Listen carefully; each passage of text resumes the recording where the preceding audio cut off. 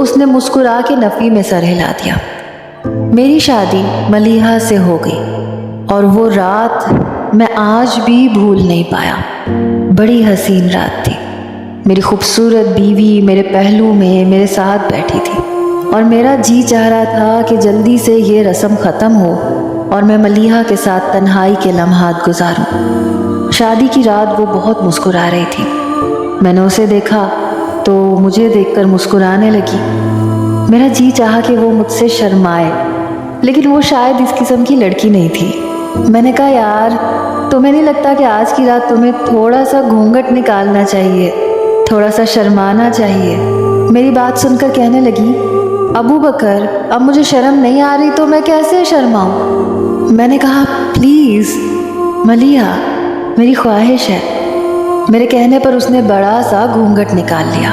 میں نے اس کا گھونگھٹ اٹھایا تو وہ نظریں جھکائے بیٹھی رہی۔ میں نے اسے رونمائی کا کنگن پہنایا۔ کہنے لگی اتنی شرم کافی ہے؟ میں نے کہا بہت بہت شکریہ زوجہ محترمہ میرے لیے شرمانے کا۔ وہ ہنسنے لگی۔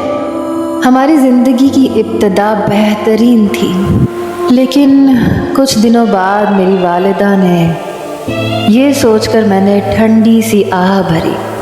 سامنے سڑک پر ایک کپل جاتا ہوا دکھائی دے رہا تھا۔ وہ دونوں بہت خوش تھے، آپس میں ایک دوسرے کا ہاتھ تھامے باتیں کر رہے تھے، چلتے بھی جا رہے تھے۔ مجھے ملیحہ کی یاد آئی۔ مجھے ترکی آئے ہوئے 6 مہینے گزر گئے تھے۔ ان 6 ماہ میں نے کئی بار فون اپنے گھر پر کیا تھا۔ سب سے بات ہوتی تھی، لیکن بات نہیں ہوتی تھی تو ملیحہ سے نہیں ہوتی تھی۔ جب بھی میں اماں سے پوچھتا کہ ملیحہ کہاں ہے، کہتی اپنے کمرے میں سو رہی ہوگی۔ جب میں کہتا کہ اماں اسے اٹھا دے، میری بات کروا دے، تو اماں کہتی کہ کر لینا اس سے بھی بات۔ پھر اماں اپنی ہی باتیں کرنے لگتی۔ مجھے لگا شاید وہ مجھ سے ناراض ہے، کیونکہ جب میں ترکی آ رہا تھا تو وہ بہت رو رہی تھی، کہہ رہی تھی ابو بکر مت جاؤ، لیکن میں نے اسے کہا کہ بس چند سالوں کی بات ہے، جلدی آ جاؤں گا۔ اس وقت میرا بیٹا فرحان بس 1 ہی سال کا تھا جب میں پاکستان سے ترکی آیا تھا۔ کچھ دن بعد ہی جب میں نے پہلا فون کیا تو ملیحہ نے مجھ سے بات کی تھی۔ رو بھی رہی تھی، کہنے لگی جلدی آ جائے نا۔ بس 1 مہینہ ہی میری اس سے بات ہوئی تھی۔ تھوڑی سی بات کرتی تھی تو اماں فون پکڑ لیتی تھیں، باتیں کرنے لگتی تھیں، اور پھر ضروریات کی ایک لمبی لسٹ ہوتی تھی جو مجھے سنائی جاتی تھی۔ بھائی کی پڑھائی کا خرچہ، ابا کے علاج کا خرچہ، چھوٹی بہنوں کی شادی کا خرچہ، بڑی لمبی فہرست تھی جسے مجھے اکیلے ہی پورا کرنا تھا۔ بڑا بیٹا ہونا بہت بڑی ذمہ داری ہوتی ہے۔